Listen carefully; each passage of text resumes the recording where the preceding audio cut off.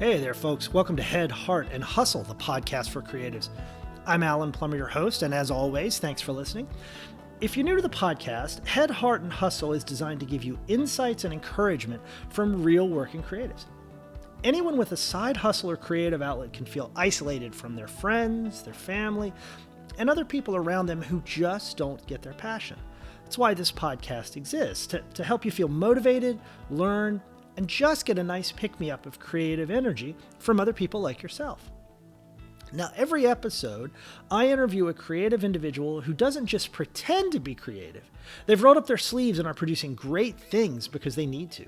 They know that being creative is part of who they are. Does that sound familiar? Good, then you're in the right place. Today's episode, I'm interviewing Arielle Tannenbaum. Now, Arielle and I met through a mutual friend. We both work in the social media space. Right now, she works for Buffer, which is a great publishing platform for social media. And she has a very interesting background. She started out as a dancer, but she moved into being a health coach, a chef. I think for a certain period of time, she was a vegan, if I understand correctly.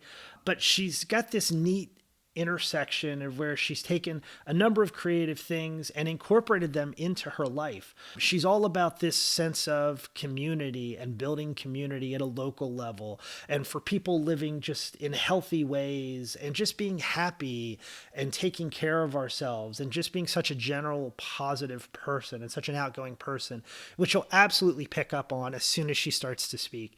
It's fascinating to see her creative mind integrate all of those things into her day-to-day life. And of course, you can't work in social media and not be a creative person.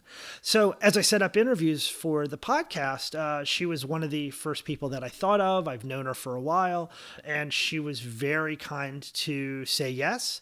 And without any further ado, let's dive right in. Arielle, how are you? Thanks for joining me. I appreciate it. Yeah, I'm doing well. Glad to be here. Yeah, thank you. It's always hard to kind of juggle stuff like this, and so it's as we talk to people and as I start to set up interviews, I'm always appreciative when somebody's willing to volunteer and kind of give up their time to talk about stuff. So I will say, kind of off the bat, just for the sake of listeners, we know each other, I guess, a little bit, kind of anecdotally. Our lives have crossed paths professionally, but that's not what we're here to talk about today. Obviously, we do have some friends and some colleagues in common, which is always great. We're both kind of in the same area. I'm on the outskirts of the suburbs of Philadelphia. You're in that area as well. And we just happen to work in the same industry, which is kind of the social media industry. So that said, I always kind of like to start these discussions by just asking my guests to introduce themselves and share a little about what they do. And as you know, when I approach you about this, we're really here to talk about creativity and creative outlets. And so just interested in hearing your background and what those creative outlets look like for you and just who you are as a person. Sure, happy to share. I don't know how much detail I'll end up getting into, but if you want more, feel free to ask more questions. I will probe, yes, if necessary. Great. I guess I know we're not talking about our specific jobs in this conversation, but I guess what I do now is I am a community champion at a company called Buffer. And so I've been doing community building for my career in different ways over the past few years. And I guess what I do in my free time, like kind of my creative outlet, it might be a little bit different than some more traditional creative routes, but it's sort of taken the form of health and cooking and nutrition and wellness in different ways. And so I've gone on an exploration of healthy living for the past few years, and that led me to start a side hustle, sort of doing things in that realm, and then starting to focus full time on doing that work. And now it's been back to a side, and also sort of taking a pause from doing very active things in that realm. And we can go into more detail about that, but really focusing on sort of simplifying my life and doing things in my free time and in my whole life in general, that bring me a lot of joy, which tends to be in the health and wellness realm with cooking and yoga and things like that. So That's a really brief overview. I can definitely go into more detail, though. No, it's great, and we'll get into different elements of that. So I love the fact that you say side hustle, because that's actually right. That's part of the title of the podcast. So we're calling it Head, Heart, and Hustle, which is wonderful, and I think you hit the nail on the head as you kind of talk about that. And part of the reason, honestly, that I wanted to have this conversation with you is because you alluded to this kind of at the beginning of your comment was, there's this kind of idea of creativity, and a lot of people in general tend to think of it as being like traditional performing arts or traditional liberal arts, right? Painting, writing, acting, music. But yet I personally am a firm believer that everybody has a creative part of themselves, whether it's spiritually or however you kind of want to describe that. Everybody has an innate ability to be creative within them, and it's just a matter of kind of finding that outlet. And one of the reasons I was really jazzed and excited to talk to you is because I think you're doing this kind of health space and this kind of healthy living space that it really is a creative outlet for you as you describe it, but it's not something that easily fits into what most people think of as creativity. Right? Yeah. A lot of what you said just really resonates a lot. And it's interesting because I actually grew up as a dancer. And so I always had a very traditional creative outlet. And so I really only stopped dancing 5 years ago. And that's sort of when I started, a little bit after that is when I started exploring health, because I sort of got to this point where I made this connection between healthy living and being happy and feeling fulfilled.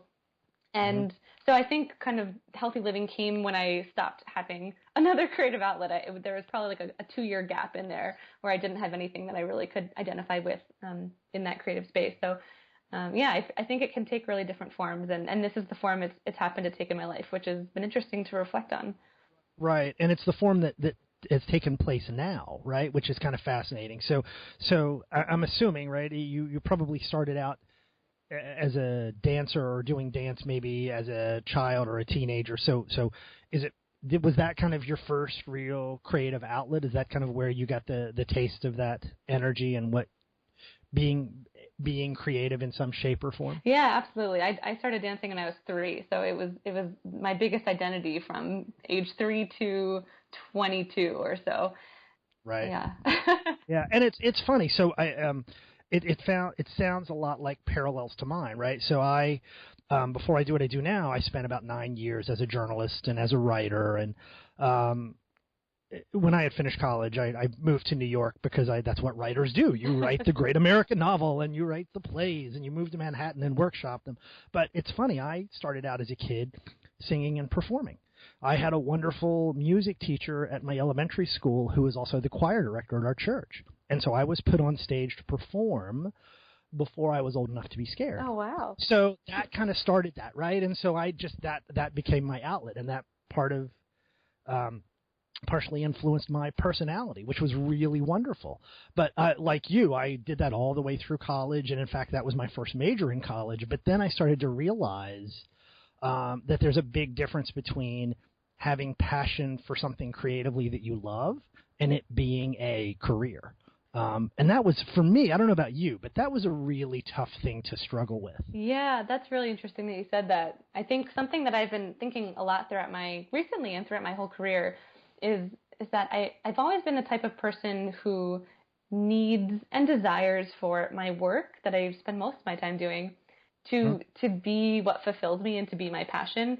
And I've never quite been able to wrap my head around the work to live mentality, where you go to your job 9 to 5 and then you turn off and then you get to fulfill your passion. So I've always been it's been so important to me, like coming into my career and now a few years into it, that my work is really fulfilling. Like the work that I do for my job is really fulfilling. And it's been really interesting to see, I guess, what fulfillment can look like and how it can change and take different forms, I suppose. So like when I was getting into health and wellness kind of on the side, and there I had this opportunity to do it full time and to start building a business as a health coach and to start working with clients. And it felt like this amazing, like finally I got to the point where my job can be my passion. But now it's so interesting because now I'm doing something different from my job, which is still very fulfilling. It might not be necessarily my passion, but it's incredibly fulfilling. And so it's interesting to see those different forms. So did you have an aha moment where you kind of realized that, oh, this health and wellness space that I love so much could actually be a source of income for me, or did you just kind of happen to stumble into that?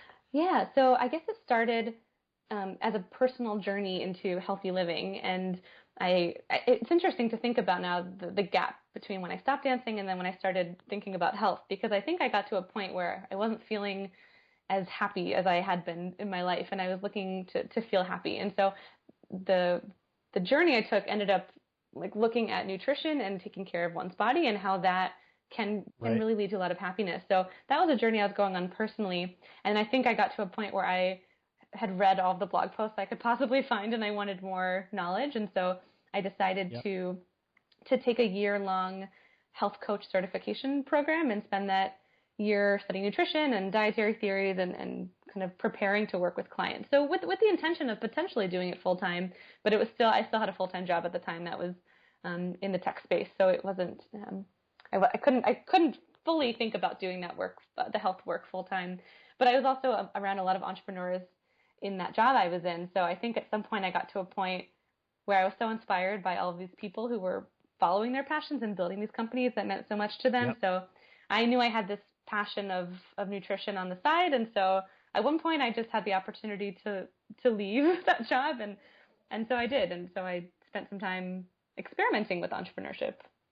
Yeah, and it's funny. I mean, one of the things you said really resonated with me, and I've had phases in my life where I stopped writing for a while, and then I felt like I needed a break, and then came back to it. And I really think, when you tap into that creativity and you're used to being a creative person, it's almost, I think, easy to take it for granted because it's part of who you are and it's part of what fulfills you and just makes you feel balanced in a lot of ways.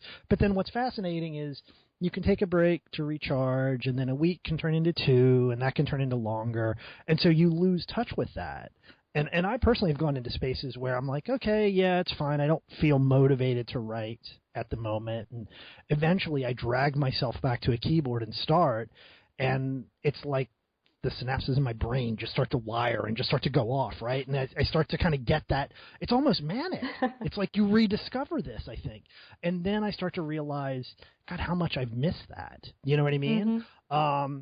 And it's fascinating because I feel like when you do kind of switch and pivot, there's, along with this aha, there's also this moment of, oh, yeah, I need this.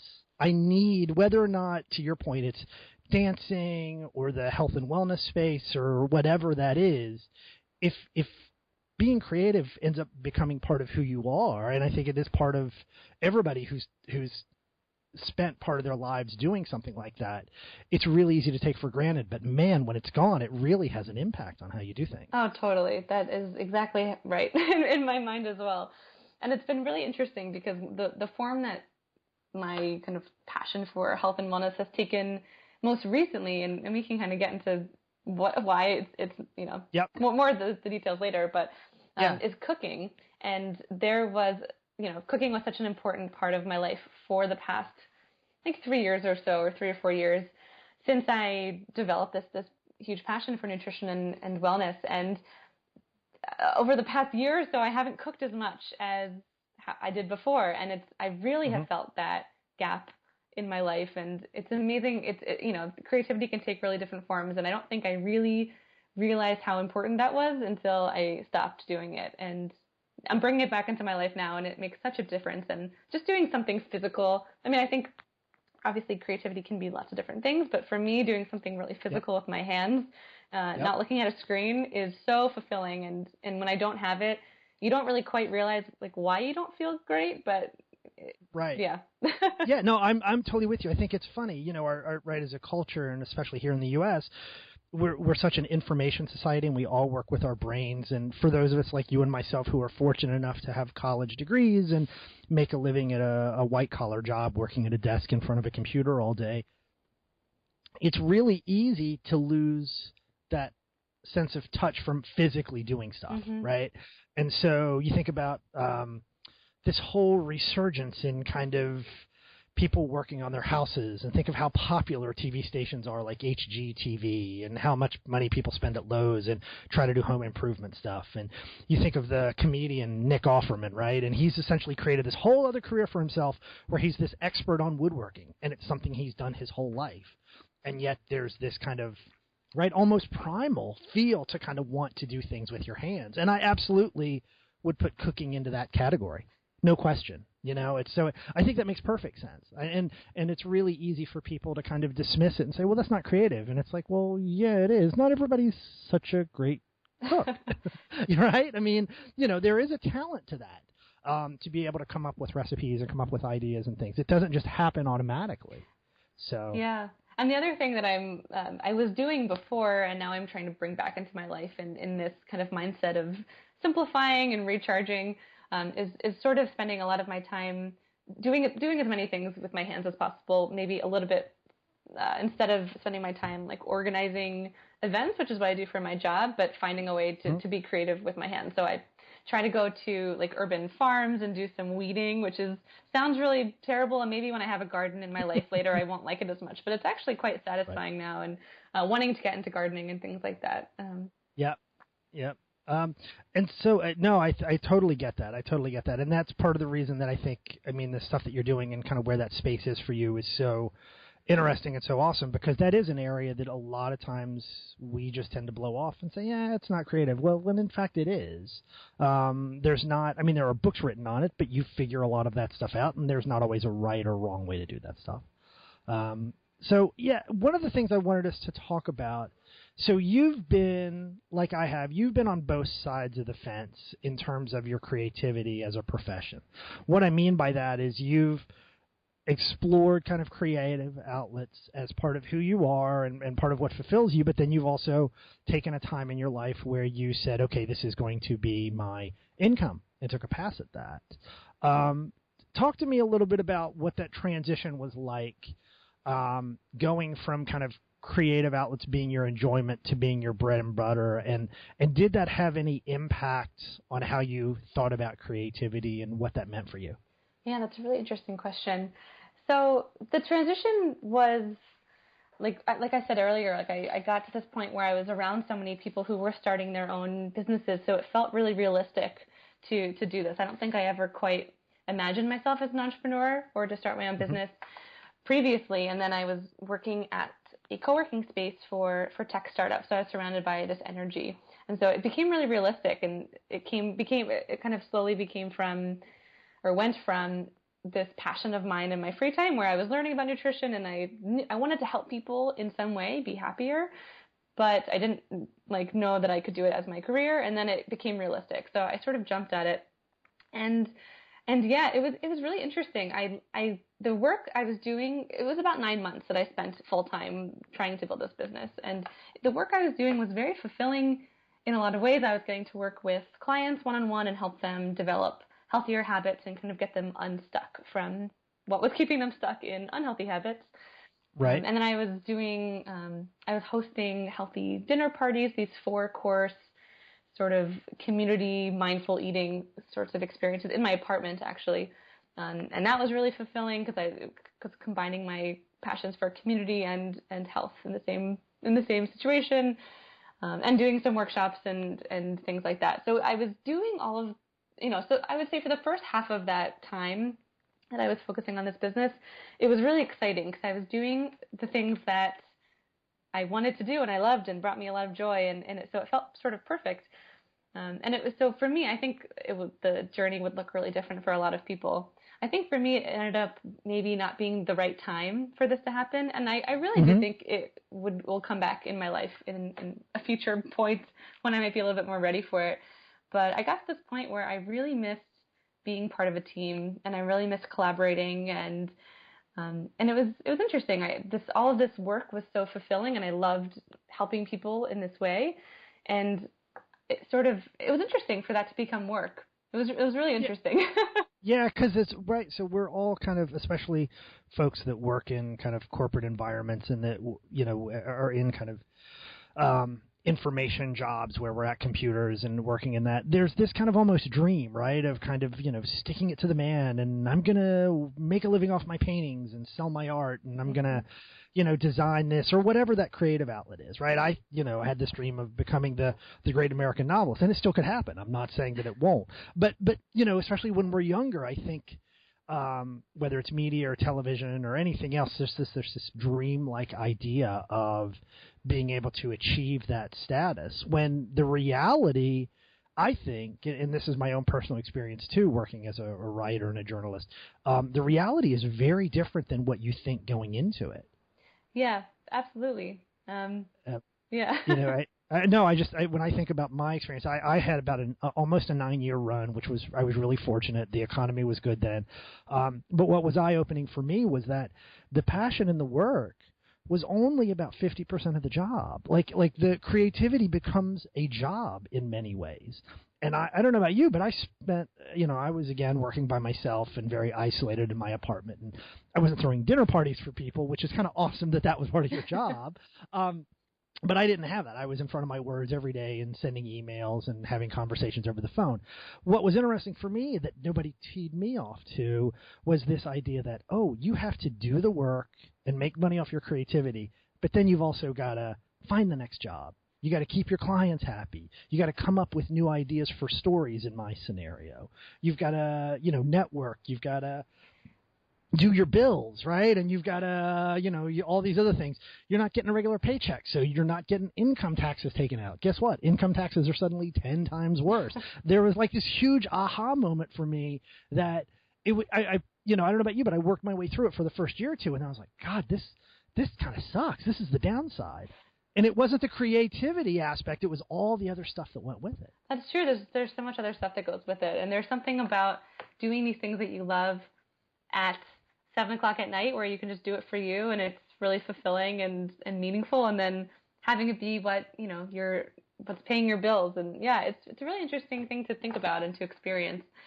Yeah. Yeah. As I sit here and badmouth the idea of making a living off your creativity, really not my intent. I promise you, that's really not what I'm trying to get at here. But my point is, it's not all peaches and cream when you kind of take that route. It's very eye opening to be able to do that. So it sounds like you did that for about 9 months, kind of thought about it, and then you had decided to kind of, as I like to use the term, pivot and kind of go back into something else and kind of put that on the back burner. Correct? Yes. Yeah, so it was interesting at that transition because the health and wellness and nutrition and yoga, like all of that kind of hippie side of me was still so meaningful. So when I decided to start looking for jobs and to look for a team to be a part of, I was pretty exclusively looking in that world. So looking for startups that were doing something in the health space or in the food space or something where I could be around food. And I ended up only applying to one job that wasn't in that space, and it's the job that it was a long shot in my mind that I would even get this job, and that's the one I got, and that's what I'm doing now. So, which is awesome, and one of the things, I'll put in a plug for Buffer. So professionally, I don't use Buffer. We have a vendor that we use. It's a very large company, but I actually use Buffer personally for my personal accounts. If people are familiar with the social media around this podcast, I use Buffer for that. And what I thought is really cool about you guys as a company is that it's this virtual company, and you guys are literally all over the world, right? Yeah, we have no office. Everyone is working remotely from wherever they like. And it's kind of mind-blowing, which is kind of awesome. It's a sign of the times, but I think that's just fascinating in this day and age. So, yeah, I'm sure that requires quite a bit of working creativity to kind of keep in touch and everything that way. So, yeah, absolutely. So let's talk about kind of some high-level stuff, because I think one of the things that's interesting is, to your point, there's no one way to kind of be creative. It's different for every person, and you talked about the right time for kind of exploring that as a job, and it sounds like what I'm hearing is you may revisit that at some point later on in life when it feels like the timing is right. So you're a bit on a sabbatical now, or they're kind of a creative break, which totally is understandable, right? You've got to recharge your batteries, and you can't. I don't think anybody can run at full throttle creatively throughout their whole lives. Yeah. There's always kind of ups and downs, which totally makes sense. Yeah. And have you thought of any, like, how will you know when it's time to kind of get back into it, given kind of your past experiences with dance and kind of taking breaks and that ebb and flow of creativity? Is there a signal for you as a person when you kind of get that impulse or you're ready to get back into it? Yeah, that's interesting. At this point, it's been an exploration of simplification of Yep. my life. And I imagine that I'll get to a point where it feels right to start pursuing a project in this area, and I think I'll jump at the opportunity. What happened this year, which I'm happy to share a little bit about, is Sure. so I got this job at Buffer. This was about a year ago, and because it wasn't in the space that I thought my passion, or which is still my passion, health and wellness and nutrition and all of that. In my mind, I thought, well, that means I have to fill my time, my personal time, with projects and activities that will fulfill me in that way and allow me to have that outlet that I need. And that was my first problem, because I had the intention of filling all of my time. And so which does not work. No, You need downtime. exactly. Yes. And it's totally so interesting, because that's the advice I would give to my clients when I was focusing on being a health coach, was to make time for self-care and recharging and self-reflection, and I was doing the complete opposite, which was really funny. So I added all these things to my schedule, so I would have that healthy side of me while I'm working at the social media job. And it definitely got to this point recently where I realized that I wasn't actually able to do the things that actually let me be healthy. So because I was doing all these things, I stopped cooking, which was a huge problem, because that's literally what fuels my body with healthy food. And I also stopped practicing yoga, and I stopped spending time outside and doing these things that let me be healthy and brought me a lot of happiness. So that's when I started simplifying. Yeah, and I think it sounds like there's a point to where it just starts to kind of, those ideas come back into your head unintentionally, and they just kind of appear. And I wonder if it's the same thing for you. Like you said earlier, you realized you had missed cooking, right? It didn't sound like that was a conscious decision for you. You just kind of, as you start to clear out your mind and kind of clear out all the busyness of our lives, you start to make space for that. And I think then as people recharge, those thoughts kind of come back in. Those creative impulses kind of come in when you're ready. At least in my experience, that's the case. Yeah, I think when you give yourself some space to think, to reflect, just in general, to kind of look around at your life and really see what's bringing you joy, you'll realize what's missing. And that's what happened to me when I started removing things. I realized that I could fit back in these things that I was so excited about. Yeah, and it's great advice, because we're all overscheduled, and we all have this idea of who can do the most in a day, and people take pride in only sleeping 5 hours a night and all these unhealthy things, and it's not good for us, right? Not only is it not good for us as individuals and people, but it's not good for us as creative individuals. Absolutely. So, yeah, totally with you. Yeah, it's just funny, because as for me, it's kind of, I'll put aside things, and I know I'm creatively ready when ideas just pop into my head.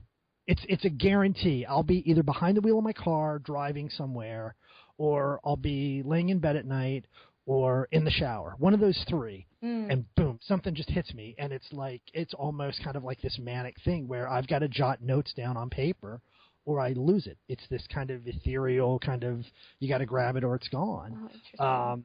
Yeah, totally the way my brain. But to your point, that only happens if I clear out some of the mental clutter to give myself that ability for that stuff to happen. Yeah, that makes so much sense. It's actually, now that it's making me realize exactly what happened this year, which is things like cooking started becoming work. So I'd have to do the research to find the recipe, and then I'd have to make the ingredient list, and then I'd have to go to the store and make time for that. And so that's why I stopped doing it, because all of a sudden it felt like a job, which is not what it should feel like. And this week is sort of like the second week I feel like I've gotten back into my normal swing of things with my life and cooking, and it's been exciting. I've loved perusing the grocery store and looking up a few recipes and spending that time in the kitchen. It hasn't felt like a burden. It's felt like a really joyful experience. So yeah. Yeah, that's awesome. And it's very different, right? So I mean, if you're at a farmer's market, you're in the store and you come across this great kind of, this great ingredient or piece of fish or a cut of meat, or if you're vegetarian, some kind of a nice ingredient I've used before, and that kind of is the spark, right? Oh, what could I do with this? And that's exactly what I talk about when I think of kind of stuff like cooking being creative. To your point, there is kind of that technical side of the baking of things and kind of being able to measure and cook things in the right order and cook things the right way. But then there's that, once you learn the foundation of being able to truly be creative and mix things and experiment, and writing's the same way. You learn how to write sentences, you learn how to spell, you learn syntax, and then you get into the storytelling once you can do that. And music's the same way, right? You learn how to play an instrument, and then as you learn how to play an instrument, you start to just be able to play around with it and just put notes together. So that makes perfect sense, and I think that's awesome, because why should something like, to your point, cooking or anything else be any different? Good. That's awesome. That's great for you that you kind of have hit back into that stride again. So it sounds like some of that mental break is really helping and paying off. Absolutely. Yeah. That's great. That's awesome. So one of the questions I always like to ask people is kind of around some of their successes that they've had creatively and what one of the things are that they're most proud of. Because especially when you're doing things for yourself, when you're doing creative things because they're important to you and they're not about money, I think it's important that we as artists kind of be able to take a step back and look at success in what we've done in ways that aren't about dollars and cents, given that that's where so much of our culture is focused on. So how would you describe that for you? What are some of the really creative successes that you feel like you've had, and how do you define that success for yourself creatively? That's a tough question. Yeah, I guess the first thing that comes to mind is sort of like what brought me a lot of joy and what still brings me a lot of joy in bringing people together around food. And so like the one thing I mentioned that I was doing more of, and I haven't been doing it lately, is hosting these healthy dinner parties in my apartment with a co-host. And we do them through this really cool organization called Eat With, which is sort of like an Airbnb for dinner parties around the world. That's awesome. There's a whole business model there somewhere. Yeah. I'm telling you, there's something to that. That's awesome. It's super cool. Yeah. And so it's been really fun because it really has never been a money maker. I mean, we charge for dinners, but it's really to cover the cost of ingredients. So, and people always ask me why I even do these dinners if I don't make money off of them. And it's completely because of these experiences I get to have, these people I get to meet, I get to hear their stories. And the coolest thing is, like, the whole point of why I even wanted to get into health coaching or working in the healthy space in some way was to really inspire people to change their lives, to try new things, and to kind of open their perspective up to what health or healthy food or healthy taste can be like. And so whenever we've had these dinners, I don't know, a bunch of them over the past 2 years, and the coolest thing is when someone tastes, and they're all vegetarian too, so we try to show people that food can be really flavorful without necessarily depending on meat. And it's been so cool when people taste something and they're like, oh my gosh, like that must have like dairy in it, or it must have like cream or something really unhealthy in it, which isn't actually that unhealthy, but it must have something unhealthy in it because it tastes so good. And to realize it's just like herbs and vegetables or whatever it might be, it's just the coolest feeling. And that makes me feel really proud to kind of expand someone's taste buds and have them experience something that they haven't experienced before. So it's sort of a small thing. It's not like a very huge prideful moment, but I think it's really fulfilling. I think that's amazing, and that's just so telling, and I think it's a great example of all the things that you can hear this kind of through your personality and the passion and just the way you live your life, that it's this kind of nice intersection of all that. So it makes perfect sense. And let's be honest, the world needs more small community events, and we all need to be nicer to each other. And so without getting too touchy-feely, kind of huggy there, I think that's awesome. I think it's great, especially in a big city like Philadelphia, right? It's one thing to have these kind of, when you naturally have a community in a small farming town or a small town where everybody knows everybody, but you're doing this stuff in Philadelphia, right? In the city of brotherly love. This is not any small task, and you're opening, you said, your house to people. That's a hugely creative endeavor, and I'm sure it's one that's really rewarding when that happens. So yeah. Very cool. So what kind of advice would you have for other people who are listening, regardless of what their creative outlet might be or whether or not they consider themselves to be creative? What advice do you like to give other people when you talk about this stuff? Yeah, I think I would say it's interesting. It's sort of a mixture of things. Is one is sort of like the health side of me is saying I don't really believe that you need to like sacrifice like your sleep and things like that to work on the things or to do things that fulfill you in your free time. I know for me, like I need to get 8 hours of sleep or I can't function the next day. And so I really encourage people to make time to do these things that bring you a lot of joy, but to not sacrifice your sleep or anything like that because of it. I don't think that's always worth it. It's interesting. I think people have different ways of working. I know my husband also is a writer, and he loves working from 11 at night to 3 in the morning, but he's a night owl. yeah. Good for But him. I tell him Good that he for can't then wake up at 6. Like he needs to sleep in. And he's up at 6 every morning? No, he's not.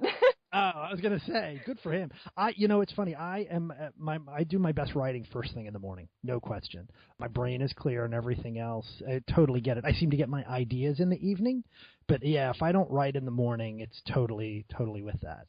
Yeah, and the other thing I would say, which is it's sort of a personal experience for me, but might work for some folks, is it's sometimes hard to do these things by yourself, depending on what your creative outlet is. Yes, yeah. Sometimes you can do that at 2 in the morning by yourself, whatever it might be.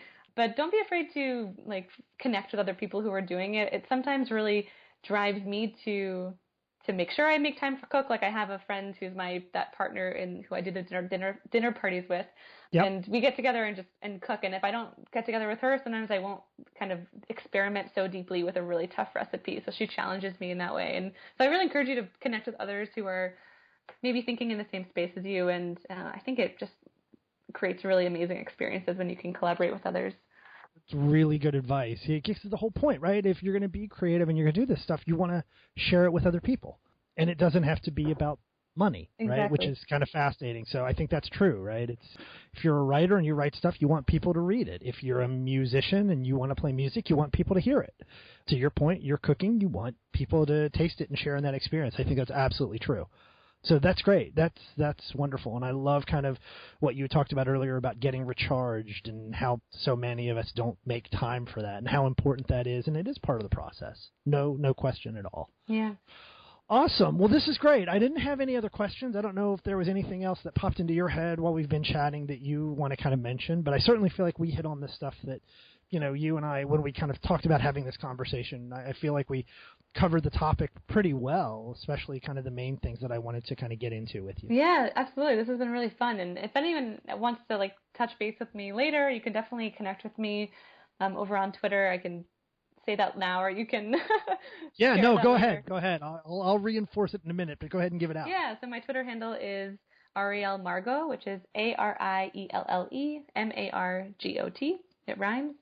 And and I just really encourage folks to, I'm an online community builder, so this is sort of an occupational hazard, but yes. I really encourage, there's so many people online who are talking about things that you're probably very passionate about. So I know I feel really fulfilled when I get to connect with folks who are doing cooking or exploring this stuff in different parts of the world, when I don't necessarily have people locally who I can always go to about it. So sometimes I'm all about getting together in person as well, but there's a lot of really amazing communities online to join into. I encourage you to explore those.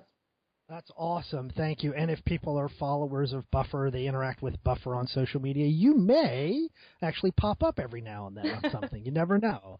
No promises, but we'll see. I don't know. So, Arielle, thank you. This has been a really great conversation. I really appreciate you taking time with me. I certainly got a lot out of it. It was absolutely validating for me and kind of my experiences and what I've gone through. Hopefully, as folks listen to our conversation, they get a lot of it and feel really energized from that. And you gave a lot of really thoughtful, helpful information here, and I think it'll kind of resonate with a lot of people. So I greatly appreciate it. Thank you so much. Yeah. With that, we'll wrap it up, and I appreciate it. And you and I guess we'll talk soon offline. Yes, absolutely. All right.